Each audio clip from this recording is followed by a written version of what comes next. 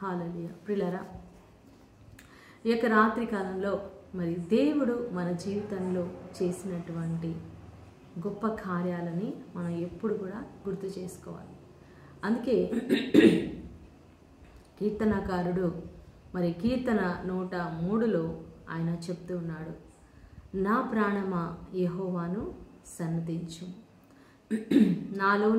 నా అంతరంగములోని సమస్తమా ఆ దేవుని పరిశుద్ధ నామమును సన్నతించుము. నా ప్రాణమా యెహోవాను సన్నతించుము, ఆయన చేసిన ఉపకారములలో దేనిని మరువకు. హల్లెలూయా. ప్రియులారా, ఒకసారి యేసు ప్రభు దగ్గరికి ఒక 10 మంది కుష్ఠరోగులు వచ్చారు. ఓకే, కుష్ఠరోగులు అంటే మీకు తెలుసు కదా, ఆ రోజుల్లో మరి కుష్ఠరోగంతో ఉన్న వాళ్ళని ఎవ్వరు కూడా ఊర్లోకి కూడా రానివ్వరు. వాళ్ళు ఊరు బయట ఉంటారు, గుహల్లో ఉండేవాళ్ళు. వాళ్ళు అడుక్కోవాలన్నా కూడా చాలా దూరంగా అడుక్కోవాలి. వాళ్ళ వెనకాల ఒకటి చీపురు కట్టలాగా కట్టుకునేవాళ్ళు, వాళ్ళ మూతికి కూడా మాస్క్ లాగా పెట్టుకునేవాళ్ళు.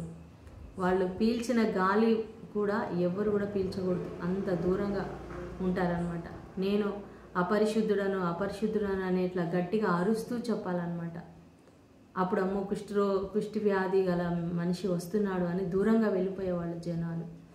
వాళ్ళ సొంత కుటుంబ సభ్యులు, అమ్మ నాన్న కానీ, భార్య భర్త పిల్లలు అందరూ కూడా వాళ్ళని ఇంకా బయటికి పంపించేయాల్సిందే, ఇంట్లో పెట్టుకోవడానికి లేదు. ఎంత ప్రేమించినా సరే వాళ్ళని దూరంగా పెట్టేస్తారు. అలాంటి త్రోసివేసినటువంటి జీవితం, వెలివేయబడినటువంటి జీవితం, నిరాకరించబడిన జీవితం, పనికిరాని జీవితం, ఇంకంతేగా ఆ కుష్టు వ్యాధితోనే అలాగే చనిపోవాల్సిందే. అలాంటి జీవితాలు, అలాంటి వ్యక్తులు 10 మంది కుష్ఠరోగులు యేసు ప్రభు దగ్గరికి మరి వాళ్ళు ఎంతో దీనంగా, ప్రభువా మమ్మల్ని కరుణించు అని వాళ్ళు అడిగినప్పుడు యేసయ్య వాళ్ళని స్వస్థపరుస్తాడు. మీ విశ్వాసం మిమ్మల్ని స్వస్థపరుస్తుంది, మీరు వెళ్ళండి, మీరు శుద్ధులయ్యారు అని ప్రభు చెప్తారు. అయితే వాళ్ళు దారిలో వెంటనే వాళ్ళకి స్వస్థత కలగలేదు, కానీ వాళ్ళు దారి వెళ్తూ ఉండగా మార్గంలో 10 మంది కూడా స్వస్థత పొందుకున్నారు. వాళ్ళ శరీరాన్ని వాళ్ళు పరిశీలించుకున్నారు, చేంజ్ వచ్చేసింది. చాలాసార్లు ప్రియులారా, మనం చర్చికి వెళ్తాం, ప్రేయర్ చేస్తాం. సో ప్రార్థన చేసిన వెంటనే మనకు అక్కడ స్వస్థత కలగకపోవచ్చు, ప్రార్థన చేసిన వెంటనే అక్కడ మన సమస్య తీరకపోవచ్చు. అప్పులు తీరలేదు, జాబ్ రాలేదు, పిల్లలు పుట్టలేదు, వెంటనే కార్యం జరగలేదు.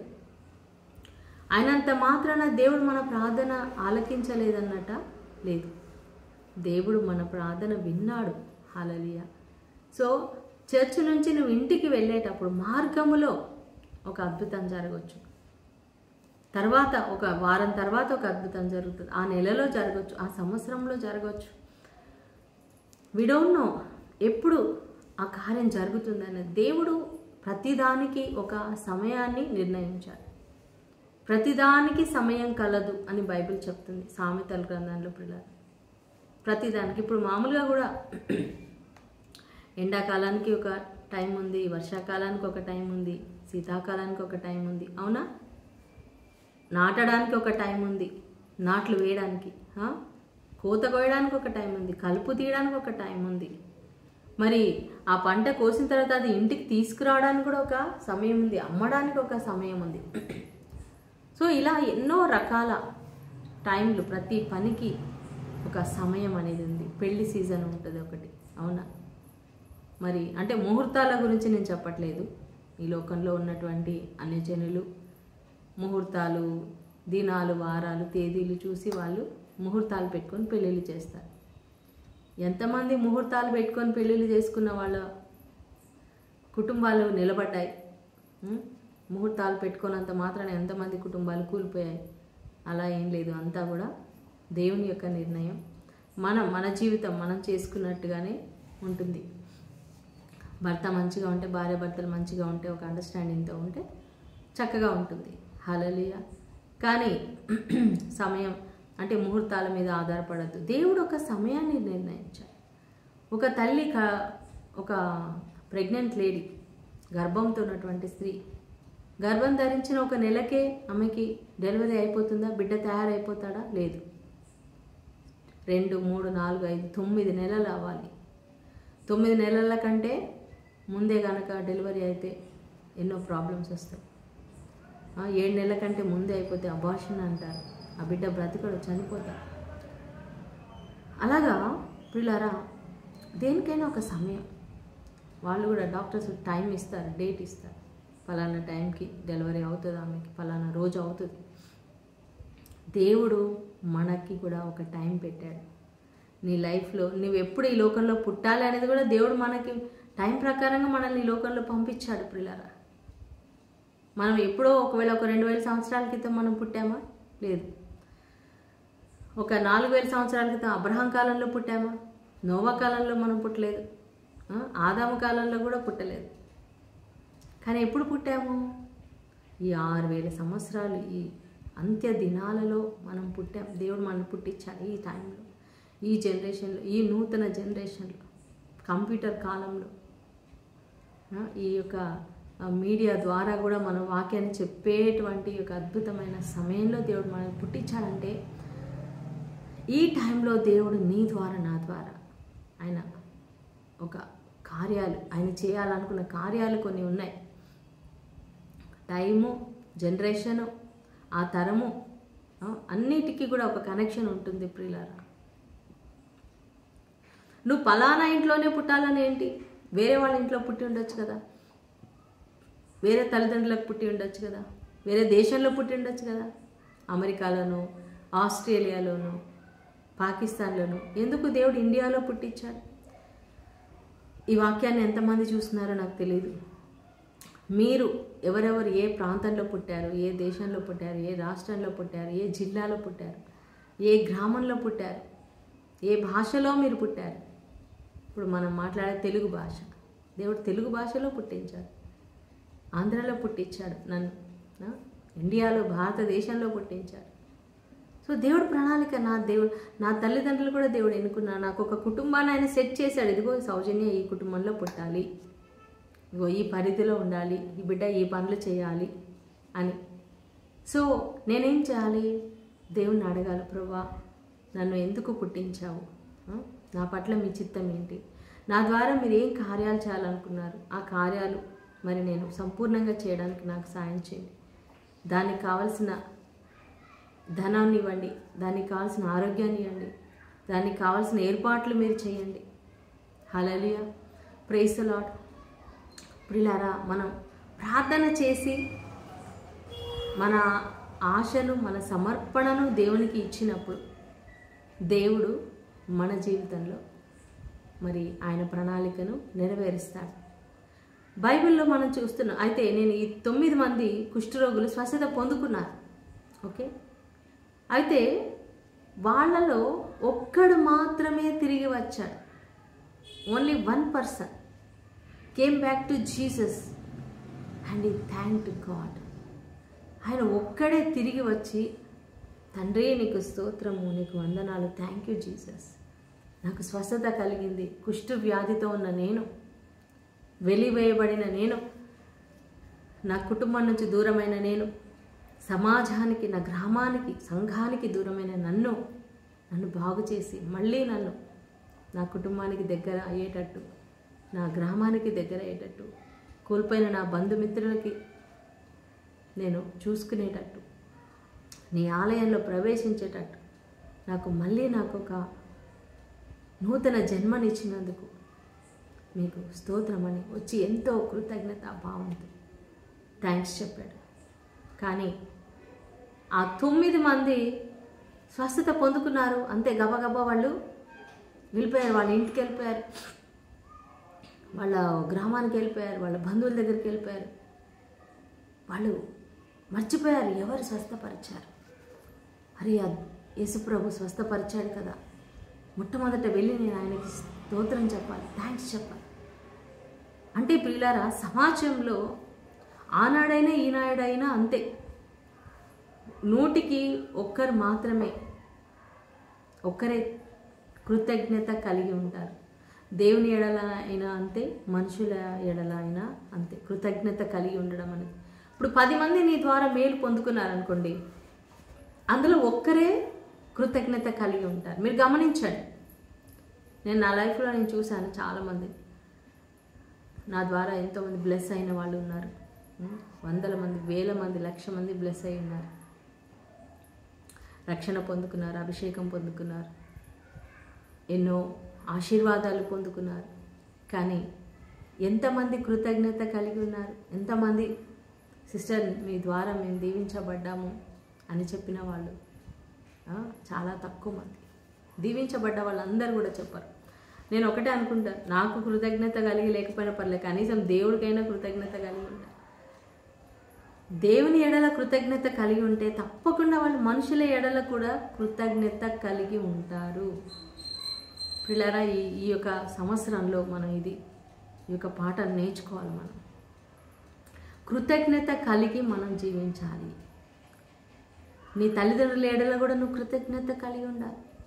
నీ సహోదరుల ఎడల కృతజ్ఞత కలిగి ఉండాలి. అడ్వాంటేజ్ తీసుకోవద్దా, ఏముంది అమ్మ నాన్న వాళ్ళు చేయక ఏం చేస్తారు, నా సహోదరులు చేయక ఏం చేస్తారు, చేయాలి. నో, కృతజ్ఞత కలిగి ఉండాలి. నా అక్క చేసిన త్యాగం, నా చెల్లి చేసిన త్యాగం, నా అన్నయ్య, నా తమ్ముడు, మా అమ్మ నాన్న చేసిన త్యాగము, వాళ్ళ కష్టము, కృతజ్ఞత కలిగి ఉండాలి. అమ్మమ్మ, నానమ్మ, తాతయ్యలు, బంధువులు ఎవరెవరు నీకు మేలు చేశారో వాళ్ళ ఎడల కృతజ్ఞత. కృతజ్ఞత అంటే ఏదో ఒకటిగా జస్ట్ థ్యాంక్స్ అని చెప్పడం కాదు. ఆ ఫీలింగ్ మనలో ఉండాలి. అయ్యో వీళ్ళ ద్వారా నేను ఈ మేలు పొందుకున్నాను. కొంతమంది ఉంటారు మేలు పొందుకొని కూడా మీరు చేసిన మేలుతోటే మేము పైకి వచ్చామా, లేదు అనే విధంగా కూడా ఉంటారు కొంతమంది. అవును, ఫలానా వాళ్ళు మాకు మేలు చేశారు, సాయం చేశారు, ఈరోజు నేను ఈ స్థితిలో ఉన్నానంటే ఫలానా వాళ్ళ ద్వారా అని చెప్పుకోవడం వాళ్ళకి ఇష్టం ఉండదు. అయ్యో ఎక్కడ మనం తక్కువ అయిపోతామో, అయ్యో వాళ్ళ ద్వారా మనం సహాయం పొందుకున్నామనని ఈరోజు వాళ్ళకి తెలిస్తే నన్ను అందరూ చిన్నచూపు చూస్తారేమో అనేటువంటి ఒక గర్వం, అది గర్వం, భయంకరమైనటువంటి గర్వం ప్రియులారా. నా ద్వారా మరి రక్షణ పొందుకొని సేవకులు అయిన వాళ్ళు కూడా ఈరోజు చాలామంది ఉన్నారు. అందులో కొంతమంది చాలా తక్కువ మంది చెప్తున్నా కదా, యేసు ప్రభు దగ్గరికే ఒక్కడొచ్చాడంటే ఇంకా నువ్వు నేను ఎంత ఏ పాటి వాళ్ళమండి. హల్లెలూయా. ఒక వ్యక్తి దైవజనుడు అయిపోయాడు, వాళ్ళ ఇంటికి వెళ్ళి నేను సువార్త చెప్పాను. ఈరోజు ఆ వ్యక్తి అసలు ఎట్లా అంటే చాలా గర్వంగా ప్రవర్తిస్తాడు. ఆ బిహేవియరే చాలా ఘోరంగా ఉంటుంది. అలా నేను చాలామందిని చూశాను. అంటే ఈరోజు నేను చాలా పెద్ద ప్రీచర్ని అయిపోయాను, చాలా పెద్ద ప్రసంగికుడిని అయిపోయాను, గొప్ప సంఘాన్ని నడిపిస్తున్నాను, ఎంతోమంది వందల మంది వేల మందిని నడిపిస్తున్నాను. అఫ్కోర్స్ దేవుడు నేను ఆ విధంగా చేసి, కానీ ఈ స్థితికి నువ్వు రావడానికి దేవుడు ఎవరిని వాడుకున్నాడు? మొట్టమొదట నీ జీవితంలో నీ కొరకు భారంగా ప్రార్థించింది ఎవరు? నీకు కోరుముద్దలు తినిపించినట్లుగా వాక్యం తినిపించింది ఎవరు? నీకు వాక్యాన్ని నేర్పించింది ఎవరు? నీ కోసం ప్రార్థించింది ఎవరు? ప్రార్థన నేర్పించింది ఎవరు? అవన్నీ కూడా మనం మర్చిపోకూడదు ప్రియులారా. నా లైఫ్లో నేను ఎప్పుడు కూడా నా కోసం మొట్టమొదటిగా ప్రార్థించింది నా తల్లి నా తండ్రి. వాళ్ళు చాలా ప్రార్థన చేశారు, ఎంతో కష్టపడ్డారు నా కోసం, ఎంతో వాళ్ళు ఫీల్ అయ్యేవాళ్ళు. అయ్యో నా బిడ్డ ఎంత కష్టపడుతుంది, ఎంత ఉపవాసం చేస్తుంది, ఒక్కతే సేవ చేస్తుంది, ఎక్కడికంటే అక్కడికి వెళ్తుంది. అమ్మ నాన్న నా గురించి ఎంతో ఆలోచించేవాళ్ళు. నా ఆత్మీయ తండ్రి ఉన్నారు, కేడి సామ్యూల్ అబ్రహాం గారు, నా కోసం ఎంతో ప్రార్థించారు, ఎంతో ఎంకరేజ్ చేశారు. ఇప్పుడు ఆయన లేరు, దేవుడి దగ్గరికి వెళ్ళిపోయారు. మరి అలాగే టీవీ ప్రసంగికులు, రేడియో ప్రసంగికులు జోషి అంకుల్ గారు, ఆయన్ని నేను ఎప్పుడు కలుసుకోలేదు, కానీ ఆయన ద్వారానే మొట్టమొదట నేను వాక్యాన్ని మరి అంటే రక్షణ పొందుకున్నది, పరిశుద్ధాత్మని నేను పొందుకున్నది ఆయన ద్వారానే. యేసుప్రభు నా హృదయంలో జన్మించింది ఆయన ద్వారానే. ఆ తర్వాత మరి నేను ముత్తంగి సెంటర్, డివైన్ వర్డ్ సెంటర్కి రావడం, మరి అక్కడ Cyril father, Chris Raj father, దానికంటే ముందు సిస్టర్ బెతీనా అనే ఒక సిస్టర్ గారు నన్ను ఎంకరేజ్ చేసి నా సాక్ష్యం చెప్పించారు అక్కడ. ఆవిడ వెళ్ళి ఫాదర్ గారికి చెప్పారు, ఇట్లా సౌజన్య సిస్టర్ సాక్ష్యం బాగుంది అని. అప్పుడు ఫాదర్ గారు నన్ను తెలుగు రిట్రీట్లో నాకు అవకాశం ఇప్పించారు. ఆయన ఎంతో నాకు ప్రతి ఇది కూడా నాకు ఎంతో ఎంకరేజ్ చేస్తూ నన్ను అనేక గ్రామాలకు తీసుకెళ్తూ వర్షిప్ చేయిస్తూ వాక్యం చెప్పిస్తూ సాక్ష్యాన్ని చెప్పిస్తూ చాలా ఎంకరేజ్ చేశారు, మర్చిపోను. తర్వాత క్రీస్తురాజ్ ఫాదర్ గారు ఆయన కూడా ఎంతో నన్ను చాలా ఎంకరేజ్ చేశారు. ఎన్నో అవకాశాలు దేవుడు ఆయన ద్వారా నాకు కల్పించారు. అలా ఇంకెంతోమంది దైవజనులు, ఫాదర్లు, పాస్టర్లు, అనేక మంది లే పీపుల్, ఆర్థికంగా నాకు సహాయం చేసిన వాళ్ళు, నా కోసం ప్రార్థించిన వాళ్ళు, నాతో నిలబడ్డ వాళ్ళు చాలామంది నా పేరున నేను గుర్తు చేసుకుంటాను పిల్లారా. నేను దేవుడిని అడుగుతాను, ప్రభా నేను నా జీవితంలో ఎప్పుడు నేను ఎవరిని కూడా మర్చిపోవద్దు, అందరికీ నేను కృతజ్ఞత కలిగి ఉండాలి. మనం దేవుని ఎడల కృతజ్ఞత కలిగి ఉండాలి. అలాగే మనుషుల ఎడల కూడా దేవుడు మన జీవితంలో పంపించిన ఆ ఏంజిల్స్ లాంటి మనుషులని కూడా వాళ్ళకి కూడా మనం కృతజ్ఞత కలిగి ఉండాలి. వాళ్ళ కోసం మనం ఎప్పుడు ప్రార్థించాలి. మన చేతనైన సహాయం వాళ్ళకి మనం ఎప్పుడు అందిస్తూనే ఉండాలి. Hallelujah, praise the Lord, praise the Lord. So ప్రభువు చాలా బాధపడ్డాడు. ఈ ఒక్కడు వచ్చి దేవునికి థ్యాంక్స్ చెప్తూ ఉన్నాడు. థ్యాంక్ యూ జీసస్, నన్ను స్వస్థపరిచావు, నన్ను బాగు చేశావు అని దేవునికి వందనాలు చెప్తూ ఉంటే ఆయన మిగిలిన 9 మంది ఎక్కడ? 10 మంది కూడా స్వస్థత పొందారు కదా, మిగిలిన 9 మంది ఎక్కడ అని అడిగాడు. అంటే చూడండి, ప్రభువు ఎదురు చూస్తారు. అయ్యో నేను 10 మందిని స్వస్థపరిచాను కదా, వాళ్ళందరూ కూడా నా దగ్గరికి రావాలి అంటే యేసయ్య మనం కృతజ్ఞత కలిగి ఉండాలని ఆయన కోరుకుంటున్నాడు. చాలామంది దీవెనలు వచ్చే వరకు చర్చికి వస్తారు, దీవెనలు వచ్చాక చర్చి ఆపేస్తారు. జాబ్ వచ్చే వరకు చర్చి చుట్టూ తిరుగుతారు, ప్రార్థన చేయించుకుంటారు. మాకు జాబ్ కోసం ప్రార్థన చేయండి సిస్టర్, మాకు పిల్లలు పుట్టాలి ప్రార్థన చేయండి సిస్టర్, పెళ్ళి అవ్వాలి ప్రార్థన చేయండి సిస్టర్, నా దగ్గరకు వస్తూ ఉంటారు. మా భర్త మారాలి, మా కుటుంబం కట్టబడాలి ప్రార్థన చేయండి సిస్టర్, మా అల్లుడు మారాలి, మా కొడుకు మారాలి, నా కోడలు మారాలి, ఇలా అన్నీ చెప్తా ఉంటారు. అయితే జరిగిన తర్వాత కొంతమంది మాత్రమే ఫోన్ చేసి మరి సిస్టర్ మీరు ప్రే చేశారు కదా, ఇదిగో దేవుడి కార్యం చేశాడు, దేవుడికి స్తోత్రం, థ్యాంక్ యూ సిస్టర్ అని చెప్పేవాళ్ళు చాలా తక్కువ మంది. ఎందుకంటే మేము కంటిన్యూగా ఆ వ్యక్తి కోసం ప్రార్థన చేస్తూ ఉంటాం. మరి ఆ ప్రాబ్లం తీరిందా తెలీదు, మనకి ఏం జరిగిందో తెలీదు, మనం ఇంకా స్టిల్ ప్రార్థన చేస్తూనే ఉంటాం. వాళ్ళకి ఆ ప్రాబ్లం అయిపోయి ఉంటుంది, వాళ్ళు ఇంకా ఎప్పుడు ఎంతో ముందుకెళ్ళిపోయి ఉంటారు. మళ్ళీ ఎప్పుడైనా వాళ్ళకి ప్రాబ్లం వస్తే అప్పుడు గుర్తుకొస్తాం. హల్లెలూయా, ప్రైజ్ ది లార్డ్. ప్రియులారా, ఇలాగే నేను ఒకసారి ఒక ఇంటికి వెళ్ళాను ప్రార్థన చేయడానికి. ఆమెకు చాలా భయంకరమైన సమస్య. దేవుడు ఆ రోజే ఆమెకి విడుదల ఇచ్చారు, మంచిగా అయిపోయింది. ఆ సహోదరి చక్కగా మళ్ళీ వాళ్ళు స్కూల్ పెట్టుకున్నారు, స్కూల్ నడిపిస్తున్నారు. కానీ ఆ సహోదరి మరి ఎంతో దూరం వాళ్ళ ఇంటికి ఆ నైట్ వెళ్ళి వాళ్ళ ఇంట్లో ప్రార్థన చేసి మరి వచ్చినందుకు దైవజనులకి కనీసం వాళ్ళకి ఒక చిన్న కానుక, ఒక చిరు కానుకైనా ఇవ్వచ్చు. ఒక్క కానుక కూడా ఏమి ఇవ్వకుండా అలాగే ఆమె పంపించేసింది. రిటర్న్ ఛార్జెస్ కూడా ఇవ్వకుండా పంపించేశారు. నేను ఏం బాధపడలేదు, ఓకే. ఎందుకంటే మనం ఎక్కడికి వెళ్ళినా ప్రార్థన చేయడం వచ్చేయడం అంతవరకు మన పని. మళ్ళీ ఆమె ఫోన్ చేయలేదు, తను ఏమీ షేర్ చేసుకోలేదు. కరెక్ట్గా 1 సంవత్సరం అయిందండి. కరెక్ట్ సంవత్సరం అయిన తర్వాత మళ్ళీ ఆమెకు అదే ప్రాబ్లం వచ్చింది. ప్రాబ్లం వస్తే సేవకులు గుర్తుకొస్తారు, ప్రాబ్లం వస్తే దేవుడు గుర్తొస్తాడు, ప్రాబ్లం వస్తే అప్పుడు చర్చి గుర్తొస్తుంది. అవునా? ఆమె ఫోన్ చేసి సిస్టర్ మీరు మళ్ళీ ఒకసారి రావాలి ఇలా అని చెప్తే అప్పుడు నేను మనసులో పెట్టుకొని నేను ఎందుకు వెళ్ళాలి?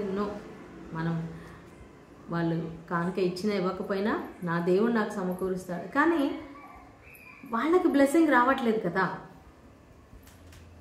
సో నేను వస్తానమ్మా ప్రేయర్ చేస్తానని చెప్పి వెళ్ళాను. ఆ రోజు ప్రేయర్ చేశాను. అయితే తిరిగి వచ్చేటప్పుడు మాత్రం నేను వాళ్ళకి పరిశుద్ధాత్మ దేవుడు నాకు బలంగా ప్రేరేపణించారు, నువ్వు చెప్పు వాళ్ళకి. ఎందుకంటే వాళ్ళ పరిస్థితి ఎలా ఉందంటే ప్రియులారా, అంతకు ముందు కంటే ఇంకా వర్స్ట్గా అయిపోయింది, చాలా ఘోరంగా అయిపోయింది. ఒక చిల్లి గవ్వ కూడా లేదండి వాళ్ళ ఇంట్లో. 20 లక్షలు వాళ్ళు నష్టపోయారు, 20 lakhs అప్పుల పాలైపోయారు. నేను చెప్పానమ్మా, మీ ఇంటికి వచ్చే దైవజనులకి మీరు ఉట్టి చేతులతో పంపించకండి. మీరు ఏదో ఒకటి దేవుడు మీకు ఇచ్చే ఆదాయంలో 10వ భాగం దేవునికి ఇవ్వాలి, దేవుని సేవకులకి ఇవ్వాలి. అప్పుడే మీరు దీవించబడతారు, లేకపోతే మీరు దీవించబడలేరు. దేవుడు అన్నాడు, ఆకాశ వాకిళ్ళు విప్పి నేను మిమ్మల్ని ఆశీర్వదిస్తానన్నాడు. అలాంటప్పుడు మీరు నాకనే కాదు, మీ ఇంటికి ఎవ్వరు సేవకులు వచ్చినా, మీరే చర్చ్కి వెళ్ళినా సరే మీరు ఇవ్వండి, అప్పుడు దేవుడు మిమ్మల్ని దీవిస్తాడని చెప్పి వచ్చేసాను ప్రియులారా. మరి ఇంకా వాళ్ళకి ఏం జరిగిందో ఏమో నాకైతే తెలియదు ఇంతవరకు. మళ్ళీ ఎప్పుడు వాళ్ళు నాకు ఫోన్ చేయలేదు. సో ఇలా చాలామంది ప్రియులారా దైవజనులని ఎలా ఘనపరచాలి అనేది వాళ్ళకి తెలియదు. దేవుడు లేవీలకి స్వాస్థ్యం ఇయ్యలేదు. పరిశుద్ధ గ్రంథంలో మనం చూస్తున్నాం, ద్వితీయోపదేశ కాండంలో కానీ లేవి కాండంలో కానీ చూస్తాం. స్వాస్థ్యం ఇయ్యలే, అన్ని గోత్రాలకి స్వాస్థ్యం ఇచ్చారు. కానీ దేవుడు చెప్పాడు, ప్రతి గోత్రం వాళ్ళు మీరు 10వ భాగం తీసుకొచ్చి దేవాలయంలో ఇవ్వాలి. అందులో 10వ వాళ్ళకి లేవీలకి చెందుతుంది. 10వ భాగం అనేది లేవీలకు చెందుతుంది. ఎందుకంటే నేను వాళ్ళకి స్వాస్థ్యం ఇవ్వలేదు. దేవుడికి వచ్చినటువంటి ఆ భాగము వాళ్ళకి, సేవకులకి. ఎందుకంటే వాళ్ళు కంప్లీట్గా సేవ కోసం లేవీ గోత్రం దేవుడి కొరకు ఏర్పాటు చేసుకోబడ్డారు. ఈరోజు చాలామంది దైవజనులు సేవ చేస్తున్నారు, చాలా కష్టపడుతున్నారు. వాళ్ళకి భార్య పిల్లలు ఉంటారు. ఫాదర్స్ అంటే డిఫరెంట్ అనుకోండి, సిస్టర్స్ ఫాదర్స్ వాళ్ళు మ్యారేజ్ చేసుకోరు. అయినా కూడా వాళ్ళ పరిచర్య కూడా వాళ్ళకి ఎంతో డబ్బు అవసరం, వాళ్ళ పర్సనల్ నీడ్స్కి అవసరం. వాళ్ళైతే ఇంకా చాలా త్యాగంతో వాళ్ళ కుటుంబాలను వదిలేసి, అన్ని ఆశలు వదిలేసి వాళ్ళు ఒక యూనిఫామ్ వేసుకొని దేవుని సేవ చేస్తూ ఉన్నారు. మరి లే పీపుల్ మాలాంటి వాళ్ళు మ్యారేజ్ చేసుకొని పిల్లలు, మరి ఆ పిల్లల్ని చదివించుకోవడం అన్నీ ఉంటాయి. రెంట్ ఇంట్లో ఉండేవాళ్ళు అద్దె కట్టుకోవాలి, ఎన్నో పనులు ఉంటాయి. సేవకి వెళ్ళాలంటే వాళ్ళకి బైక్ నడిపించాలి, కారు ఉంటే కారు నడిపించాలి. మరి డబ్బు కావాలి, సేవ చేయాలన్నా కూడా డబ్బు కావాలి. డబ్బు లేకుండా ఈరోజు ఏం జరుగుతుందండి? ఎక్కడికన్నా వెళ్ళాలంటే, ఎవరికి ఇంటికన్నా వెళ్ళి ప్రే చేయాలంటే ఎట్లా వెళ్తాం? ఊరికైనా వెళ్ళి వచ్చేయడానికి అవుతుందా? ఈరోజు మనం ర్యాపిడో బుక్ చేసుకున్నా, ఓలా బుక్ చేసుకున్నా కూడా మినిమం ఛార్జెస్ అవుతాయి కదా. బస్సు ఫ్రీ అయినా కూడా బస్సెస్ కూడా సరిగ్గా దొరకట్లేదు. చాలా బస్సెస్ తగ్గించేశారు. కష్టం, ఒక్కోసారి టైంకి వెళ్ళాల్సి వస్తుంది.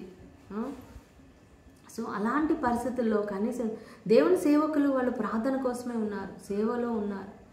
వాళ్ళకి మనం సపోర్ట్ చేయాలి అనే ఒక ఆలోచన దేవుని బిడ్డలకు, విశ్వాసులకు ఉండాలి.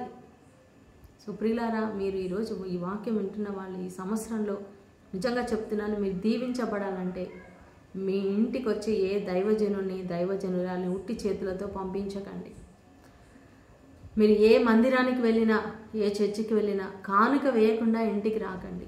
దేవుడు మీకు ఇచ్చిన ఆశీర్వాదంలో, మీకు వచ్చే శాలరీలో 10వ భాగం దేవుడికి ఇవ్వండి, మినిస్ట్రీకి ఇవ్వండి, వాక్య పరిచర్యకి ఇవ్వండి, పేద సేవకులకు ఇవ్వండి, దైవజనులకు ఇవ్వండి. వాళ్ళ అవసరాలు తీర్చండి. వాళ్ళకి ఏది మరి వాళ్ళ కుటుంబంలో వాళ్ళ పిల్లలకి ఏమైనా అవసరం ఉందా ఇవ్వండి. మీరు దేవుని సేవకులకు ఇస్తే మీరు నష్టపోరండి.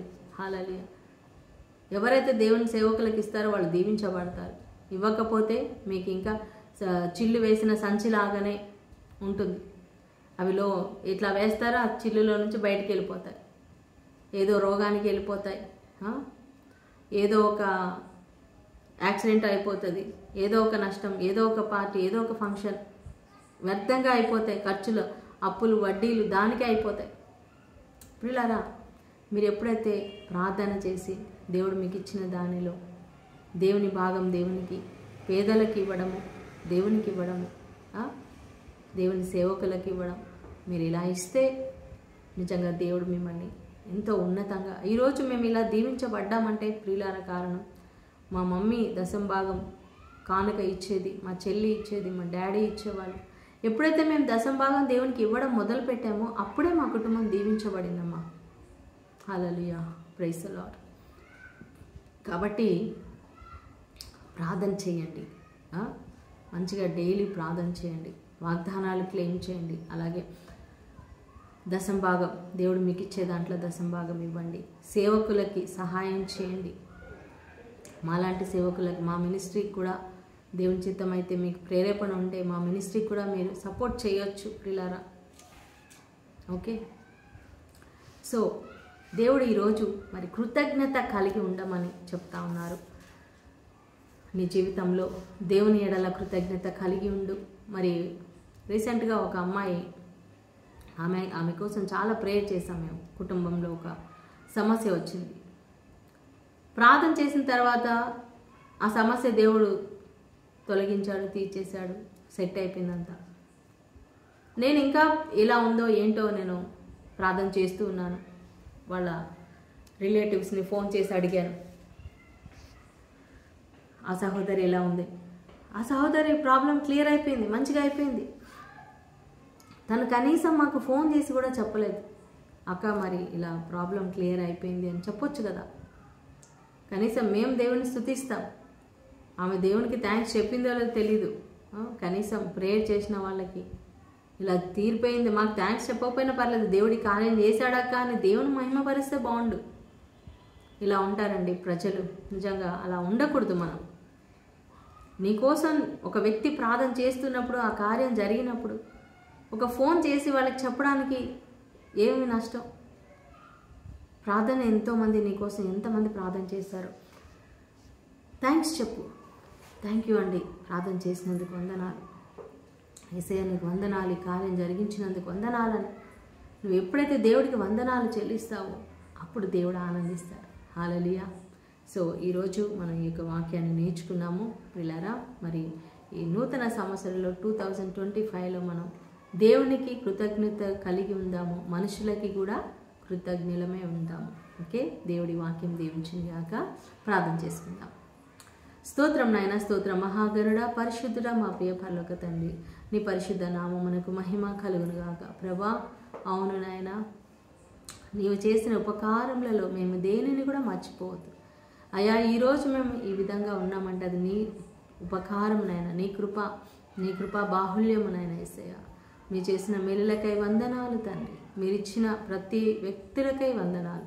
మా జీవితంలో మాకు ఇచ్చిన మా తల్లిదండ్రులను బట్టి, ఆత్మీయ తల్లిదండ్రులను బట్టి, ఆత్మీయ సహోదరులను బట్టి నీకు స్తోత్రం. మా కుటుంబ సభ్యులను బట్టి, మా బంధుమిత్రులందరిని బట్టి స్తోత్రం నాయనా. అయ్యా, మాకు ఇంతవరకు ఎంతోమంది సాయం చేశారు, ప్రార్థించారు నాయనా. బిడ్డలందరిని బట్టి కూడా వందనాలు చెల్లిస్తూ మేము ఎల్లప్పుడూ కృతజ్ఞులమై ఉండే కృపను మా అందరికీ దయచేయమని నజరేయుడైన యేసు నామములో ప్రార్థించి వేడుకుంటున్నాం తండ్రి.